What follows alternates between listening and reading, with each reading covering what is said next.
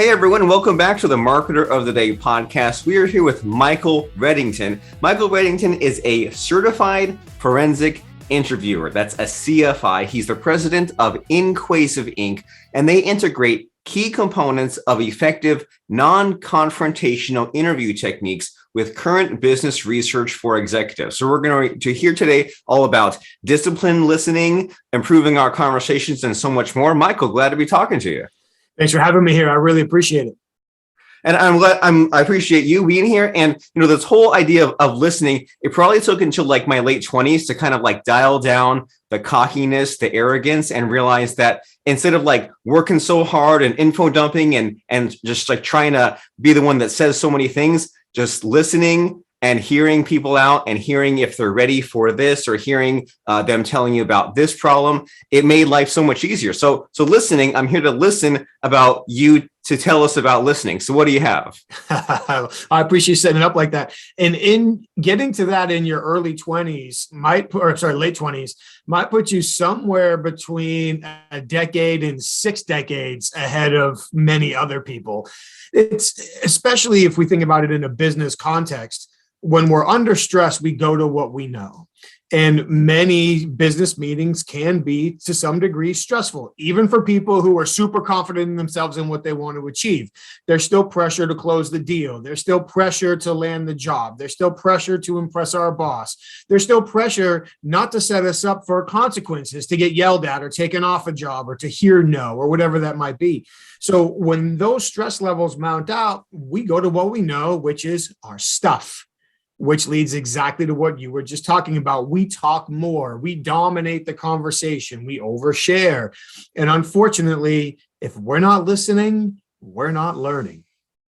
And as I'm sure you've experienced as part of that transformation, the more we listen, the more we learn, the less we have to say, the fewer questions we have to ask in order to get more powerful information that leads to the outcomes in the relationships we aspire to create.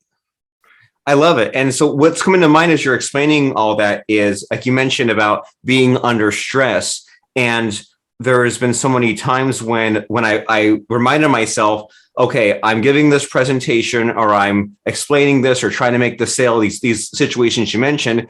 When I think about it in reverse, if I think instead of here's what I need to do or here's how I need to impress someone, if I say, well, what are they thinking? Where are they stuck? What are they needs? Then it seems like it sort of takes the pressure off me and I can just kind of be open to what it is they have to say. And it kind of hurts my brain to think in this way. But whenever I get too stressed, I'm like, okay, the go-to is where are they at? What are they thinking? And what would they be asking me? I love it. And at the risk of speaking in hyperbole, that's a pretty critical paradigm shift. It's really easy for us to go into any conversation and say, okay, what do I need to say? What do I need to deliver? What do I need to do? To your point, now we're entirely inward focusing and we could be missing on any number of signals from our audience.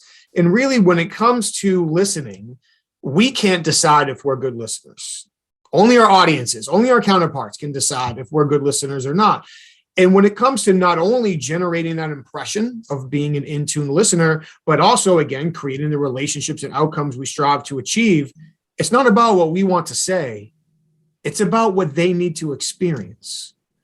So going into any conversation and focusing on what does my client, what does my prospect, what does my boss, what does my employee, what does my spouse need to experience in this conversation in order to choose to share the information, make the decision, change the behavior that I'm looking for. And for me, even as part of that critical consideration process, one of the first questions I'll ask myself as part of that strategic preparation is, why shouldn't they commit to what I want them to, not why should they? Because if I ask myself, why should they, there's a reasonable likelihood I'm transposing my expectations and perceptions onto them. But if I ask myself, well, if I was Robert, why wouldn't I want to do this? Why shouldn't he agree or commit to what I want him to? Now that literally forces me to have a real painful conversation with myself about where you are likely at, what your goals or concerns might be. And now I can use the answers to that question to begin to create a communication process centered around listening, to create the communication experience you need to end up at the results that I'm prioritizing.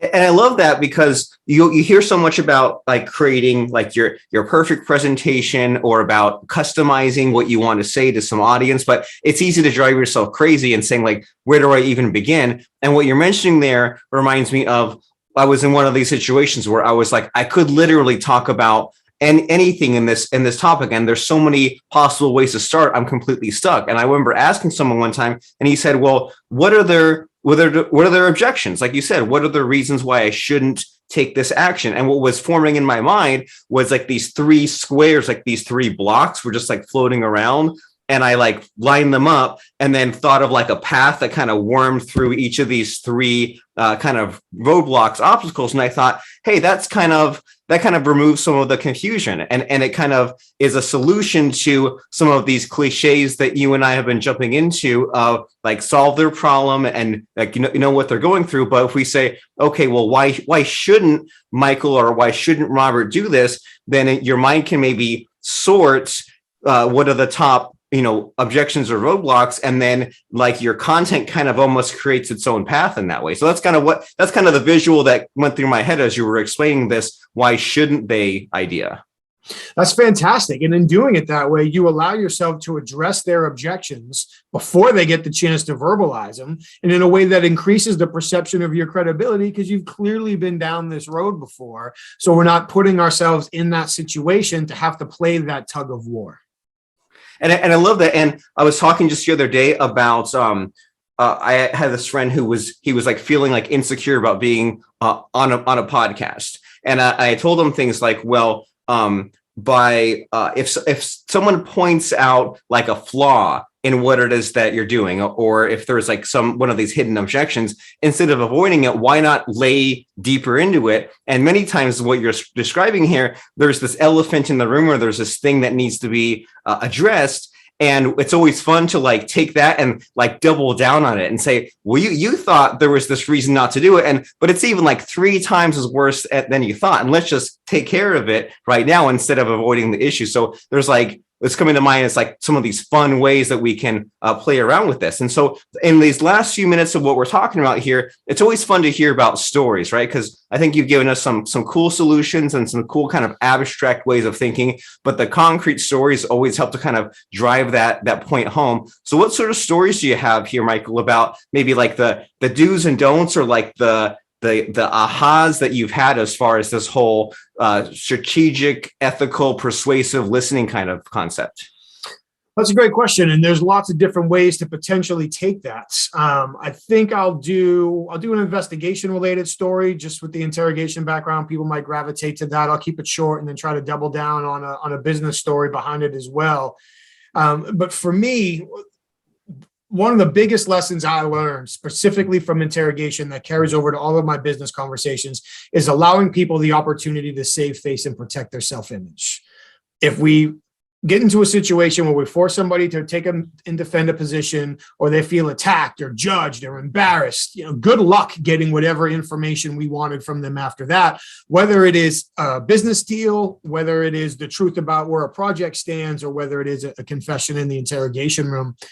And one that jumps to mind from the interrogation room was when I was interrogating a man who was suspected of a reasonable amount of theft. And early on in the interview, he told me that his brother managed the receiving dock. I was brought in from the outside, but that should be need to know information that a suspected thief's brother works here as well, by the way, at ground zero for where most large scale theft happens in the private sector, if it's not happening through the computer system. So after he confessed to his theft, my new goal became getting him to snitch on his brother.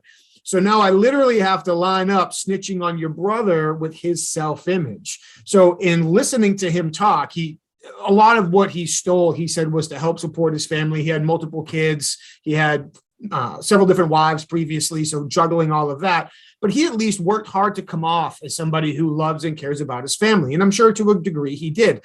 So because I was able to pick up on that love and dedication that he had to his family, I could tell him a story, truthfully, about my brother and I growing up together, being best friends, being told by our father, no matter what happened, we always had to take care of each other. And by no means did I indicate that John and I had committed any crimes together or done anything like that. But I could intimate that there were situations that maybe John and I followed each other into a room that we probably shouldn't have gone into, but it didn't matter because John was going, I had to be there, and vice versa. And literally, when I concluded the story, I just dragged my thumb across my lip and said, it wasn't always the best idea, but I had to be there with John. And when I did that, he nodded his head yes. So now I've got his self-image aligned with, we have to do what we have to do to take care of our family. After that, I simply asked him, what is the most expensive item you and your brother ever took off the receiving dock together? At which point he sighed and said the air compressor, and continued to snitch on his brother for several minutes after that. So really combining the strategic observation piece, picking up on how important he says his family is to him and what he will do to take care of his family, and then sharing a story that allows him to protect his self-image helps align the two opportunities and get to the truth.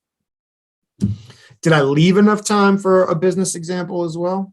You did. You gave me the example that scared me a little bit, but then it makes you say, okay, now how does it relate to like this business side of things? Yes. Yeah. In a fun example that I had, specifically talking about observation this time, is right before COVID. So perfect timing. I live here in Charlotte, and there's another professional here in Charlotte who I have an immense amount of respect for. And she and I were preparing for a meeting where basically we wanted to co-facilitate an event, but we needed a third partner to host and market it for us because we're busy. So there was a mutual relationship we had. We figured it would work. We scheduled the meeting. On the way in, the woman who I'm going into this meeting with literally stops me on the street and says, okay, what's the plan? What are we going to tell them the goal of this meeting is? What's the outcome we want? How are we going to steer them towards that? And I smiled and I looked at her and I said, well, we're not. We're going to let the conversation come to us, and we're going to steer it as we need to go. And you could see that that wasn't a process she was comfortable with, probably not one that she had used before. And so I was literally able to say, well, hang on a second. We know the main players we're talking with. We can literally anticipate how this conversation is going to go. So let's do it. We're going to walk in. They're going to say, hey, how are you? They're going to tell us how excited they are to see us working together. They're going to tell a few stories. They're going to ask us why we're here. And then all we have to do is give a summary of the program we want to do and illustrate our understanding of their goals and schedule with their members, and turn the microphone over to them. She said, then what? Well, we're going to observe their reactions and take it where it goes. So we literally execute that. And they had their CFO and two of their vice presidents in the room with us. The CFO starts talking. Everything went exactly as we anticipated. And I can tell that he's about to tell us, as much as he loves the idea, the answer is going to be no. Now, I don't know why yet, but I can pretty much tell that that's where this is going.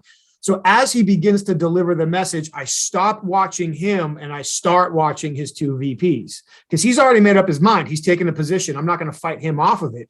But if I can watch how his two VPs react to what he says, they might open up a window for me. And as he was saying, they didn't have the bandwidth. They were really busy. One of his two VPs literally looks up and to the left and bites her lip, kind of scrunches her eyebrows up a little bit. And I'm like, she doesn't necessarily agree. She might have another idea. So I stay quiet. We have this whole conversation about partnerships and relationships, and maybe someday down the road, and great to see you. And before we leave, I literally looked at her and said, I'm sorry if I dominated the conversation. I certainly didn't mean to, but I was curious as to what input you may have as well. She literally looked down the table at her CFO and said, I actually have another idea that might work. She had another idea that we hadn't thought about based on something she was planning that allowed us to put together what was an awesome plan that COVID destroyed. So I guess there's the punchline that may or may not derail the story completely. But in that situation, being able to have a heightened level of contextual awareness and understand what everyone in the room was likely thinking and feeling in real time, while being patient and letting the conversation come to us, allowed us to identify a previously, I'm going to use the same word twice in a sentence, unidentified alternative that would have worked fantastic. But in the moment, you made it work with what you had, even if long term it didn't work out.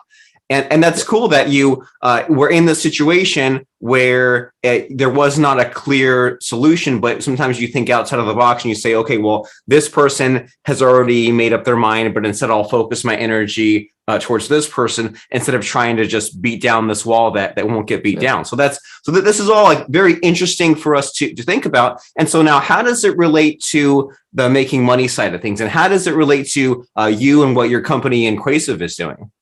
I appreciate you asking both. When it relates to making money, and I'm going to spin that towards your listeners, it's been said time and time again that we need to connect with people in order for them to truly perceive the value of what we offer if they're going to invest in us, whatever our products or services may be.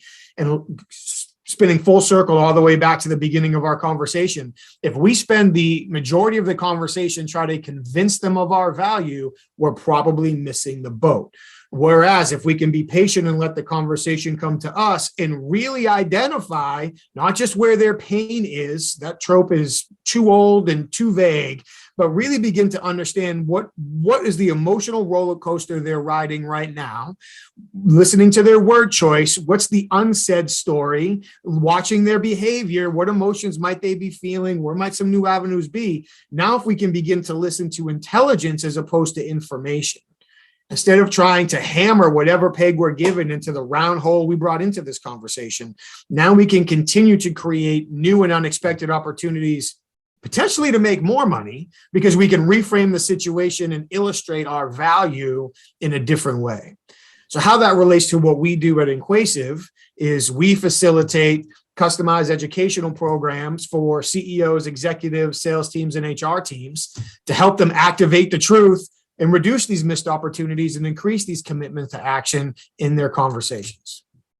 And I love how you said there, intelligence, not information. Because in my mind, information is let me list all these things, and maybe they can pick out one or two things. But instead, when you hear about intelligence, it's like the CIA picks up on some little thing that was said, and then they use that information to then change what kind of action that they take. And this, I mean, I've come across this concept so many times in doing a product launch and trying to make something work, and it just wasn't working. And then I would ask for feedback from the customers, and I would just see these same patterns or these same phrases or keywords. And I would say, oh, instead of just trying to think of something super clever that someone will think, oh, I can't believe you thought of that. Instead, look at what they're saying, and then in some ways like mirror back to them or try to piece together or make sense the mess of like you said, not just where the pain is, but what current roller coaster are they going on? They want to get off the roller coaster, and they know that there's some potential here in what they're doing, but they're just not quite getting there, and they need your help to do it. And so, what you're doing here with Inquasive, with making the making like the learning fun and making the learning effective, sounds amazing. So, how can we find out more about this? What's the website? Where do we go? I appreciate it. There's several websites. To learn more about the programs that we facilitate, Inquasive.com, INQUASIVE. To learn more about my background specifically, it's MichaelReddington.com. And to learn more about the book, The Disciplined Listening Method, they can go to DisciplinedListening.com to preview the book and read a little bit there before they maybe decide to purchase it. Fantastic. You make it very simple. DisciplinedListening.com. Is that right? That's it. That's the one. And then MichaelReddington.com, and then Inquasive.com. So go to all three, have all three tabs open, bookmark them all, and figure out which one works for you right now. Go there right now while it's still fresh on your mind. Don't wait for the podcast to be over. Open up Inquasive.com, MichaelReddington.com, and DisciplinedListening.com, and we will see you there. And before we push the close button on this whole conversation here, Michael, any final parting words of advice? I would say this: value the opportunity to learn something new over the risk associated with feeling vulnerable in any conversation. We're hardwired to listen and observe for information that makes us feel better about what we already think and believe. And if we don't override that by forcing ourselves to maintain a learning mentality, we're probably going to find ourselves continuing to circle back to where we've already been.